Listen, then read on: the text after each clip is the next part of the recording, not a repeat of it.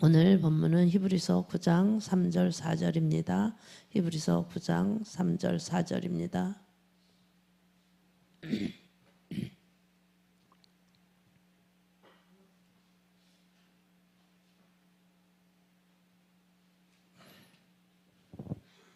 다 같이 합독하시겠습니다.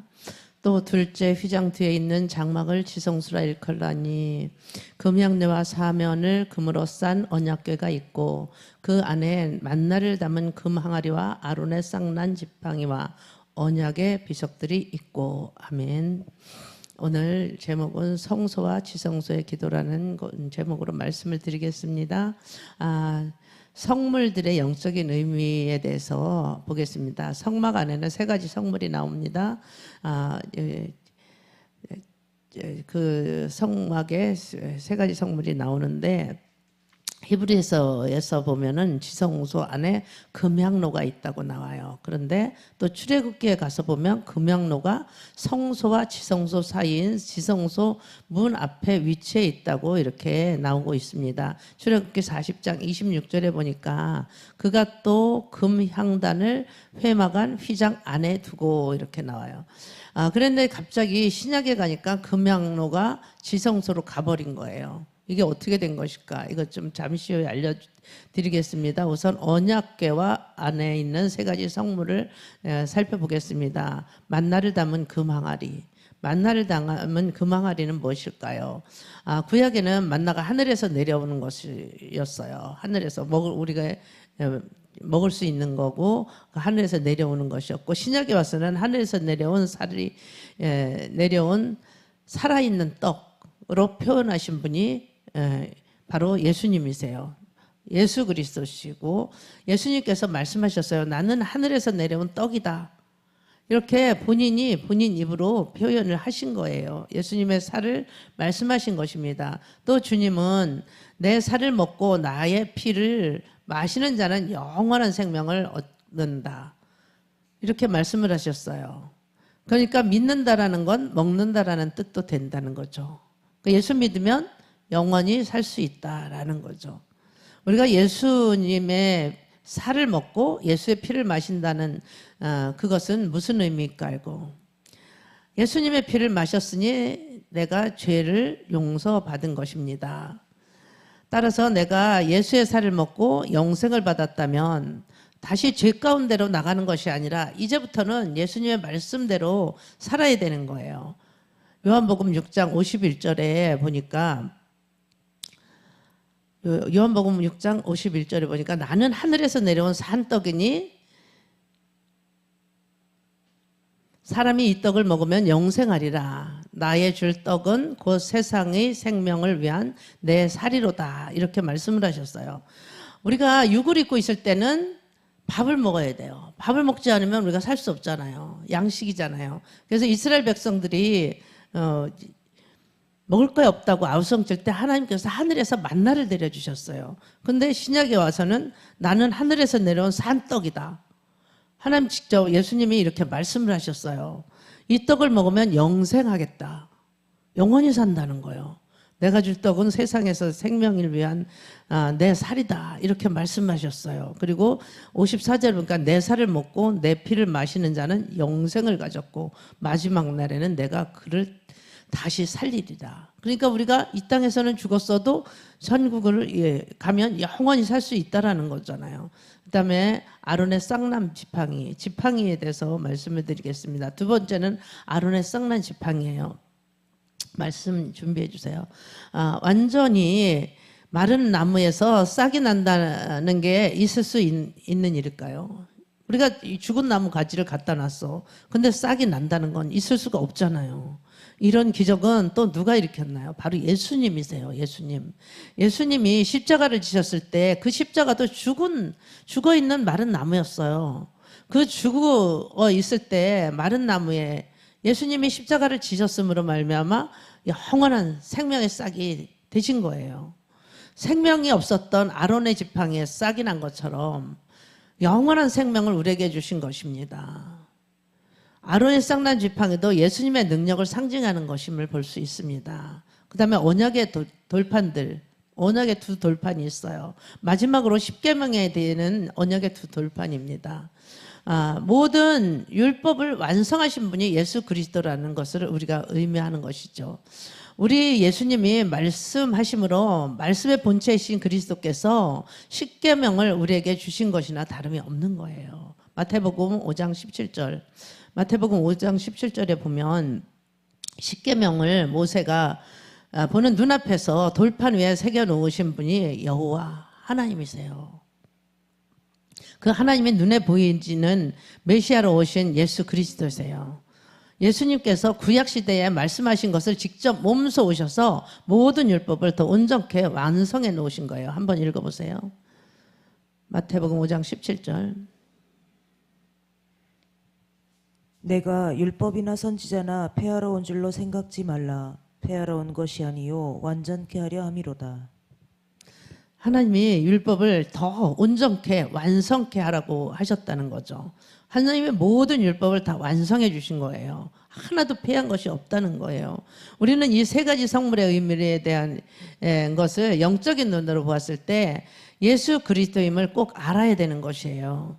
그 이유는 성막 안에서 이루어지는 기도의 원리를 알기 위해서입니다. 기도할 때, 우리가 기도드릴 때 이 기도 책자 우리가 받았잖아요. 그 책이 제가 이제 세미나를 갔어요. 근데 거기에 그 목사님이 강사로 오신 거예요. 근데 그거를 처음 저희도 접했잖아요. 그런데 우리가 늘 하던 기도, 그런 기도잖아요. 그래서 우리 권사님이 얘기했는데 익숙하다고. 굉장히 익숙한데 이걸 우리가 읽기만 해도 능력이 만다는 거. 이 안에, 그래서 이 안에 모든 우리의 이 영적인 것들, 육적인 것들이 다 기록돼서 그걸 기도로 만드는 거예요. 너무 기도문이 너무 좋은 거예요. 그래서 읽기만 해도 우리의 모든 것들이 화가 막 나다가도 이 기도를 읽잖아요. 그러면은 화가 사라지고, 막 음란의 영들이 판을 치는 사람들 있잖아요. 그런 사람들도 막 다 음란이 떠나가고 즉시 그 기도를 함으로써 즉시 떠나간다는 거죠. 그래서 우리가 이 기도 책을 가지고 기도를 드리는 것을 습관화 하셨으면 좋겠어요. 우리가 이게 그냥 내 기도를 드릴 때는 내가 육으로 하는 기도, 내 생각으로 하는 기도, 내 욕심을 따라서 하는 기도들이 너무 많아요. 그런데 이 책을 보면서 이걸 읽기만 해도 모든 것들이 다 기도가 되는 거니까. 읽는 기도. 그 책이 너무 좋더라고요. 그래서 여러분들이 이 책을 많이 활용하셨으면 좋겠어요. 그 다음에 읽는 기도에서 우리가 여러 가지 기도가 있는데 그 성막 안에서 이루어지는 기도 원리를 알기 위해서 우리가 이 책을 보고 기도를 하면 너무 좋고, 기도할 때 맨 처음에 성령 기도가 나와요. 성령 기도를 하고 또 예수님의 보혈 기도, 성령으로 이끌어 달라고 기도를 드리고 보혈로 다 씻는 그런 기도를 하고 난 다음에 기도를 시작하게 되면 기도가 아주 잘 뚫린다는 것을 여러분들이 느낄 수가 있는 거예요. 그 다음에 대적 기도, 회개 기도, 능력 기도 이런 것들이 순차적으로 다 여기에 들어있어요. 그래서 우리가 받은 그 기도책, 그것은 너무 쉽고 간단하게 다 나와 있기 때문에 그 책을 여러분들이 인용해서 그걸 계속 읽으면서 기도를 드리면 너무 좋을 것 같아서 제가 다시 한번 말씀을 드리겠습니다. 여러분 그 책 많이 활용하세요. 집에다 갖다 꽂아만 놓지 마시고 소용이 없어요. 꽂아 놓으면. 성경책도 하나님이 우리에게 주신 말씀인데, 하나님 만나고 싶으면 성경을 읽어야 되는데 성경을 안 읽으면 하나님 만날 수 없다라는 거잖아요. 이것에 대한 원리를 우리가 알아야 되는 거예요. 그 떡이 바로 예수님의 살을 뜻하는 것이에요. 그래서 예수님의 살을 먹는다고 해도 영적인 의미는 그 살 속에 있는 예수님이 피도 포함이 돼 있는 것이에요. 그래서 이 영적인 의미를 우리가 깨달을수록 더 깊이로 우리가 들어갈 수 있는 거예요. 그러므로 예수님의 피와 살을 믿음으로 먹는 거예요. 그래서 우리가 예수의 보혈을 마신다, 예수의 피를 먹는다, 이렇게 예수의 살을 먹고 예수의 피를 마신다, 계속 이렇게 표현을 하잖아요. 이것은 하나님의 말씀은 내 영이 실제로 먹게 되는 거예요. 영적인 과정이 되는 거예요. 그래서 우리가 영의 양식을 먹으면 영원히 산다는 거잖아요. 그래서 이것을 이해하는 것은 매우 중요한 것이죠. 일곱 촛대가 나옵니다. 왼쪽에는 등잔 모양을 하고 있는 일곱 촛대가 있어요. 일곱 촛대는 어두움에 덮여 있는 성막을 비추는 역할을 하는 거예요. 세상을 밝히는 역할을 한다고 그러잖아요. 빛은. 그런데 이것에 있어야 성막 안에 어떻게 움직이는지 어떻게 일을 해야 되는지 알 수가 있는 것이에요. 보여야 일을 할 수 있잖아요. 어두운 곳에 가면은 그 위치를 알 수가 없어요. 저희는 이제 예전에 시골에 살 때는 정말 칠흑 같은 그런 암흑, 밤치의 이 앞도 안 보여요. 지금은 이렇게 빛이 많잖아요. 전등불이 전기가 들어오고 이러니까 시골에도 지금은 밝은데 옛날에는 달이 없을 때는 달빛으로 달이 비치기 시작할 때 그런데 달이 없을 때는 빛이 아예 없었어요. 그러니까 깜깜한 거예요. 그래서 구분을 할 수가 없었어요. 이런 것을 우리가 빗대어 보면 알 수 있는 것이에요. 사물이 명확하게 구분을 해낼 수가 없어요. 촛불이 꺼지면 모든 일이 정지될 수밖에 없는 거예요. 어떤 일도 할 수가 없어요. 그래서 촛불이 꺼지면 안 돼요. 하나님을 사랑하는 여러분, 나의 말 한마디가 성령을 소멸하게 만들어요. 영의 기도를 방해하고 있다는 사실을 여러분들 알고 계십니까? 그래서 우리가 말의 입술의 권세가 얼마나 중요한지, 내가 어떻게 말을 해야 되는지 그런 것들이 내가 말한 대로 내가 시행하겠다 하나님 말씀하시잖아요. 그러니까 우리가 말을 예쁘게 잘해야 되는 거예요. 긍정적인 언어를 사용해야 되는 거예요. 내가 보고 있는 그 시선과 나의 생각에 따라서 그 생명 같으신 성령이 소멸되고 있음을 여러분들이 알아야 되는 것이죠. 나의 발걸음이 어디로 향하느냐에 따라서 죄의 장소를 따라가느냐, 그 귀한 성령을 내 자유의지로 떨쳐버리는 어처구니 없는 그런 일을 서슴지 않고 하는 사람들이 지금 성도들도 너무 많은 거예요.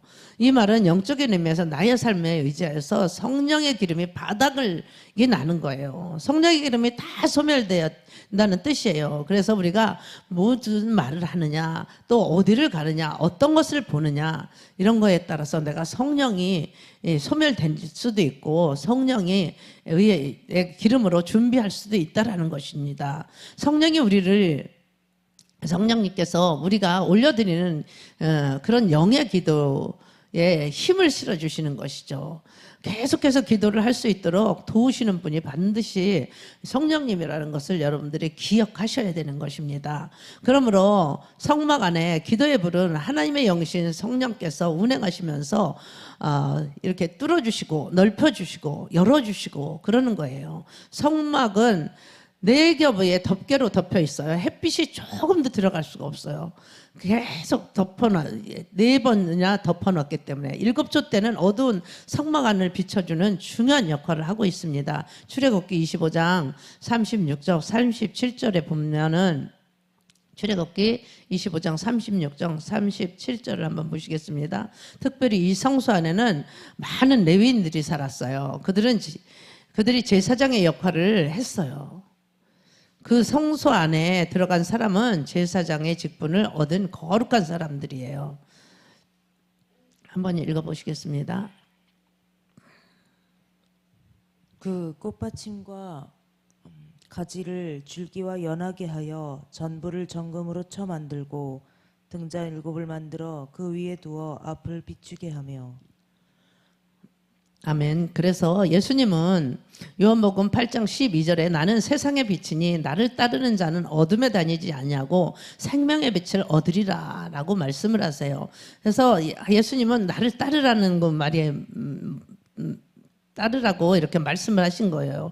어둠에 다니지 않고 생명의 빛을 얻는다. 일곱 촛대도 결국 예수님께서 비추는 생명의 빛이라는 것이죠. 지성소의 비밀에 대해서 또 네 번째로 알아보겠습니다. 계시록 1장 2절을 보면 예수님의 일곱 별의 비밀과 일곱 촛대를 붙잡고 계신다는 의미를 기록하고 있습니다. 계시록 1장 2절 보겠습니다. 요한은 하나님의 말씀과 예수 그리스도의 증거 곧 자기의 본 것을 다 증거하였느니라. 이 계시록 1장 2절에 보니까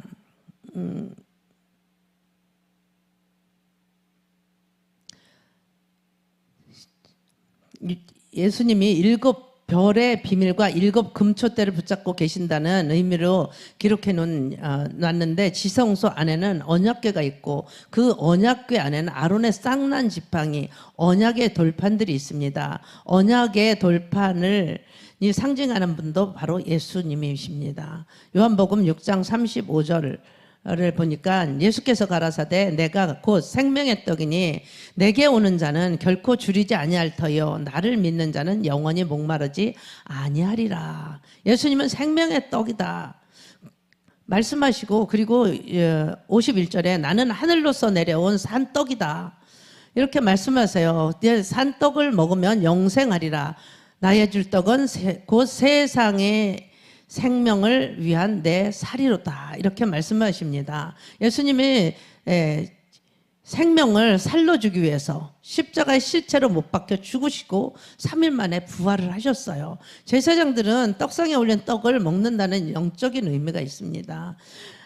예수님과 함께 교제하자는 거예요. 예수님과 함께 교제하자. 예수님의 피와 살을 먹고 마시고 기념한다는 뜻입니다. 2000년 전에 지난 현재에 살고 있는 우리는 예수님의 피와 살을 함께 마시고 기념할 수 있을까요? 우리가 그래서 성만찬을 하잖아요. 무슨 방법으로 할 수 있을까요? 성만찬. 그리고 바로 우리가 믿음으로 먹는 거예요. 믿음으로. 우리는 예수님을 내 마음에 믿고 기도를 드릴 수 있는 것입니다. 성도는 반드시 기도하는 사람이어야 돼요. 우리가 마음으로 믿고 믿어서 의에 이룬다고 하나님 말씀하셨잖아요. 기도가 없이는 거룩해질 수가 없어요. 우리는 그래서 늘 깨서 기도를 드려야 돼요. 너희가 한시도 깨어서 기도할 수 없느냐 하나님 말씀하시잖아요. 근데 우리가 1시간은 기도를 드려야 된다는 거죠. 1시간 이상 우리가 기도를 드려야 돼요. 1시간도 기도를 드리지 않으면 우리가 영적인 삶을 살아갈 수가 없다라는 것입니다. 우리가 이렇게 언약궤가 직사각형 모양이잖아요. 그래서 언약궤의 뚜껑인 속죄소가 있어요. 뚜껑인 속죄소에 대제사장이 속죄소 위에 피 뿌리는 예배를 드렸어요. 어떻게 이스라엘 백성들이 죄사함을 받았느냐면은 이 성경에 기록되어 있는데 이스라엘 백성들은 짐승을 잡아야 됐어요. 그 짐승을 잡을 때 얼마나 힘들었겠어요. 소를 잡는다? 소가 그렇게 죽지 않아요. 예전에 우리가 닭 잡는 걸 많이 봤는데 아버지가 닭 잡는 걸 보네. 닭은 모가지를 잘라놔도 다 몸이 뛰어다녀요. 근데 소가 그렇게 죽겠어요? 전문가들도 아닌데. 그러면 온 그 피가 내 그냥 몸에 다 피 범벅을 한대요. 그리고 얘는 안 죽겠다고 날뛰고. 그럼 그 죄를 내가 그 소에게 전가를 하는데 비둘기 같은 건 잡기가 쉽겠죠. 근데 이 소를 잡을 때, 염소를 잡을 때, 양을 잡을 때 이래 얼마나 힘들겠어요. 그런 것들을 볼 때 내가 다시는 죄를 짓지 말아야지 이런 생각을 할 수밖에 없잖아요. 레위기 16장 15절에 보니까 또 백성을 위한 속죄소 염소를 잡아 그 피를 가지고 장 안에 들어가서 그 수송아지 피로 행함같이 그 피로 행하여 속죄소 위와 속죄소 앞에 뿌릴지니 그랬어요. 레위기 16장 16절에 보니까 곧 이스라엘 자손의 부정과 그 범한 모든 죄를 인하여 지성소를 위하여 속죄하고 또 그들을 부정한 중에 있는 회막을 위하여 그같이 할 것이요.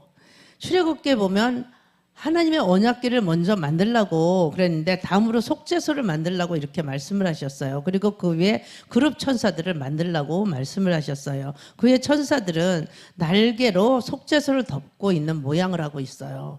그 천사들이 새겨진 뚜껑인 속죄소와 그 아래에 언약궤 그 안에 거룩한 성물이 들어있어요. 출애굽기 25장 17절 8절에 보니까 정금으로 속죄소를 만들 때 장이 2규빗 반, 광이 1규빗 반이 되게 하고 금으로 그룹 둘을 속죄소 두 끝에서 쳐서 만들었다라고 말씀을 하고 있어요. 그 19절에 보니까 19절 한 그룹은 그 끝에 한 그룹은 저 끝에 곧 속죄소 두 끝에 속죄소와 한 덩어리로 연결하게 할지며 그룹들은 그 날개를 높이 펴서 그 날개로 속죄소를 덮었대요. 그리고 그 얼굴을 서로 대하여 속죄소를 향하게 했대요. 그래서 이게 여러분들이 그 그림을 봤을 거예요. 그룹 천사들이 어떻게 하고 있는지. 그 날개로 자기 발도 가리고 또 얼굴도 가리고 이렇게 속죄소를 향하게 이렇게 만들었어요. 속죄소의 천사의 모습은 하나님을 반드시 이렇게 천사의 모습, 하나님을 받드는 그런 모습이에요. 따라서 언약궤와 주님의 보좌를 상징하는 것으로 볼 수 있는 것입니다. 지성소는 하나님 보좌가 있는 장소예요. 출애굽기에 보면 천사가 날개를 높이 펴들고 아래를 쳐다보고 있어요. 따라서 예수 그리스도는 천사에게 경배를 받아 마땅한 분이라는 거죠. 이 귀와 속죄소는 주님이 하라고 하는 대로, 만들라고 하는 대로 그 규격대로 만드는 거예요. 그러니까 하나님은 우리의 죄를 용서받게 하려고 예수 그리스도께서 피 흘려 죽으실 것을 미리 예표해 놓으신 위대한 계획입니다. 히브리서 9장 12절에 보니까 염소와 송아지의 피로 아니하고 오직 자기 피로 영원한 속죄를 이루사 단번에 성소에 들어가셨다라고 말씀을 하십니다. 지금 우리가 누리는 이 보혈의 은혜가 무엇일까요? 속죄소 언약궤 뚜껑에 불완전한 짐승의 피가 뿌려졌을 것이 아니라 완벽하신 예수님, 예수 그리스도의 피가 뿌려짐으로 말미암아 단번에 모든 죄가 다 해결받았다는 것을 우리가 알 수 있는 것입니다. 이 예수님이 우리 아버지 사이에 중보자 역할을 하시는 분이세요. 히브리서 9장 15절에 보니까 이를 인하여 그는 새 언약의 중보니 이는 첫 언약 때에 범한 죄를 속하려고 죽으사 부르심을 입은 자로 하여금 영원한 기업의 약속을 얻게 하려 하심이라 라고 말씀을 하십니다. 영원한 기업을 약속을 얻게 해주신 분이 바로 예수님이세요. 우리는 영원한 기업을 예수님께로부터 받았어요. 그분이 더 좋은 언약의 중보자이신 거예요. 우리의 언약이 뭐예요? 과거에는 구약이었고 지금은 신약이에요. 그래서 이 언약보다 더 좋은 언약은 무엇이냐면은 다시 오실 예수님이세요. 우리는 지금 그런 믿음으로 살아가야 돼요. 다시 오실 예수님을 우리가 바라보고 지금 신약의 구약 믿음을 가지고 구약에 있던 성막은 제사장이 그 안에 들어가서 피를 뿌려가지고 사람들의 죄를 용서하는 의식을 행했어요. 그런데 마가복음 15장 37절 38절을 보니까 마지막에는 예수님이 십자가에 못 박히는 순간 휘장이 위에서부터 아래로 쫙 찢어졌어요. 이거는 있을 수가 없는 일이에요. 사람의 힘으로는 찢을 수가 없는 그런 휘장이었어요. 그런데 예수께서 큰 소리를 지르고 운명을 하시면서 마가복음 15장 38절에 보니까 이에 성소의 휘장이 위에서부터 아래로 찢겨져서 둘이 되었다고 그래요.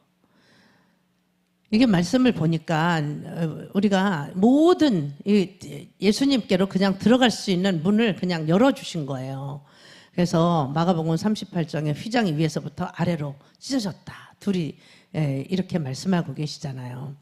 그래서 히브리서 9장 4절의 말씀에 살펴보면 성소에 있던 분향단이 지성소에 있는 금향로가 되어서 옮겨졌어요.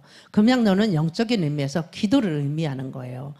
기도는 우리가 금향로에 다 담겨진다고 이렇게 성경에 기록하고 있잖아요. 히브리서 9장 4절에 금향로와 사면을 금으로 싼 언약궤가 있고 그 안에 만나를 담은 금항아리와 아론의 쌍난 지팡이와 언약의 비석들이 있고 그랬어요. 히브리서 기자가 실제로 봤을 때 그 금향로가 보좌 앞인 지성소에 있더라는 겁니다.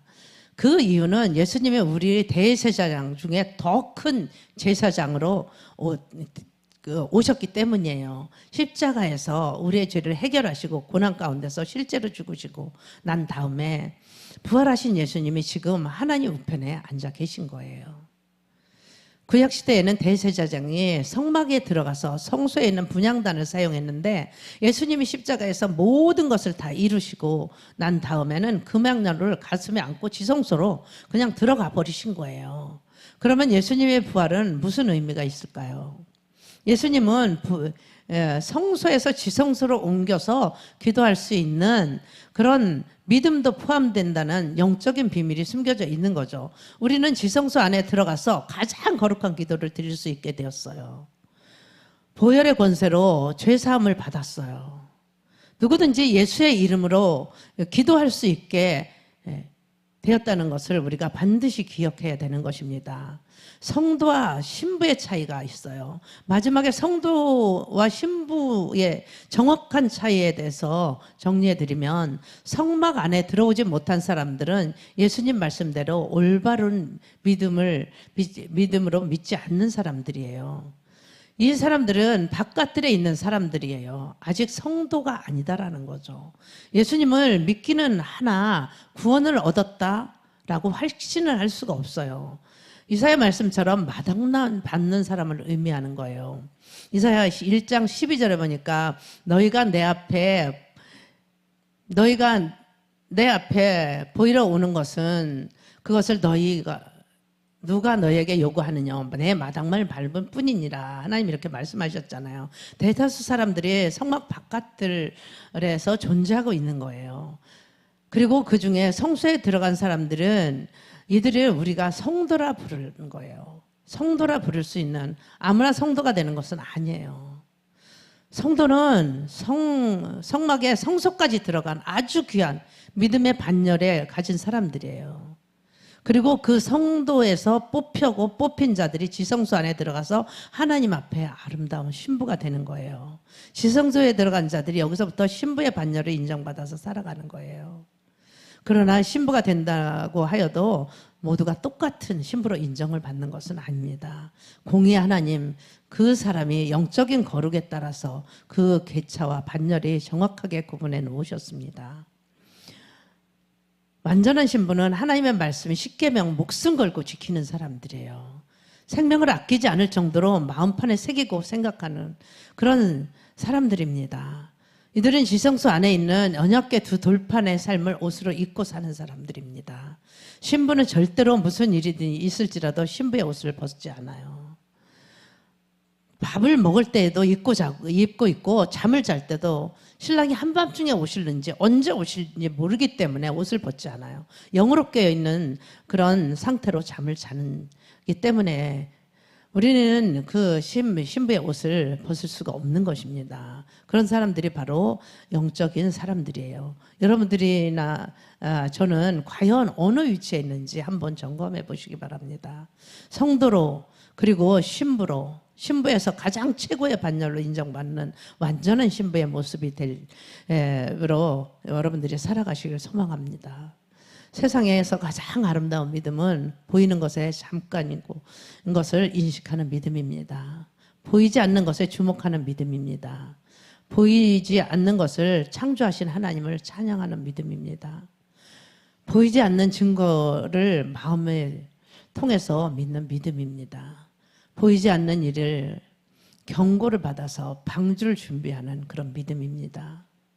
믿음을 따라 의의 상속자가 될 것을 믿는 믿음입니다. 요한복음 20장 29절에 보면 예수께서 가라사대 너는 나를 본고로 믿느냐, 보지 못하고 믿는 자들은 복되도다. 하나님 이렇게 말씀을 하셨어요. 하나님의 말씀을 여러분들이 보지 않고 믿는 믿음, 복되다고 하신 그 말씀을, 또 우리가 예수의 신부가 되길, 하나님의 신부가 되기를 준비하는 준비된 여러분들이 되시기를 간절히 축원합니다. 기도드리시겠습니다. 예수의 보혈에 힘입어 바깥들에서 성소 들어가게 허락하신 주님을 사랑합니다. 나 같은 죄인이 감히 하나님의 시민권자로 인정받게 해주신 하나님께 감사를 드립니다. 주님의 피와 살이 있는 지성소로 들어가서 하나님의 자녀된 권세를 받게 해주신 하나님께 영광을 올려드립니다. 주님의 피와 살을 내 영이 사랑으로 만나러 먹게 되었음을 감사를 드립니다. 그리스도의 옷을 입고 순종 가운데 삶을 살아감으로써 거룩한 지성소에 들어가는 은혜를 입게 되었습니다. 언약궤 안에 있는 금항아리와 만나를 내 영이 주님의 피와 살을 먹고 마시게 하여 주심을 감사를 드립니다. 우리를 영원히 살게 하나님께서 허락하여 주심에 감사를 드립니다. 주님의 보혈을 힘입어 내 영이 마른 나무가 아론의 썩난 지팡이처럼 영원한 생명이 사랑의 희생 가운데 피어나게 해주십시오. 반석 위에 하나님의 두 들판이 내 생각에 세워지고 마음에 새겨지고 영으로 하나 되게 해주신 하나님을 찬양합니다.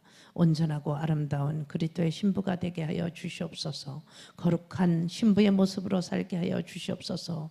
이제부터는 예수님의 눈이 되어 보게 하여 주시옵시고 예수님의 귀가 되어 보게 하여 주시옵소서. 발이 되어서 예수님의 아름다운 소식을 전하는 발걸음이 되기를 소망합니다. 나의 사랑하는 주님과 온전히 하나가 되어서 십자가의 사랑과 희생의 완전체가 되어서 살아가게 하여 주시옵소서. 하나님의 말씀에 순종하고 단장하여서 하늘에서 준 지혜와 내 삶을 단장하며 거룩한 믿음으로 소박한 삶을 살아가게 하여 주시옵소서. 정결한 삶을 살게 하여 주시옵소서. 눈에 보이는 화려함으로 단장하지 않게 하여 주시옵소서. 눈에 보이지 않는 순결과 거룩으로 온유와 겸손으로 단장하며 살기를 소망합니다. 예수님으로 인하여서 나를 꾸미고 살아가게 하여 주시옵소서. 신부로서 보석을 단장함 같이 하나된 모습으로 살아가게 하여 주시옵시고 오직 주님의 영광만 드러내는 귀한 신부로서의 이제 준비된 자가 되게 하여 주시옵소서. 신랑 되신 예수 그리스도의 이름으로 간절히 기도드렸사옵나이다. 아멘.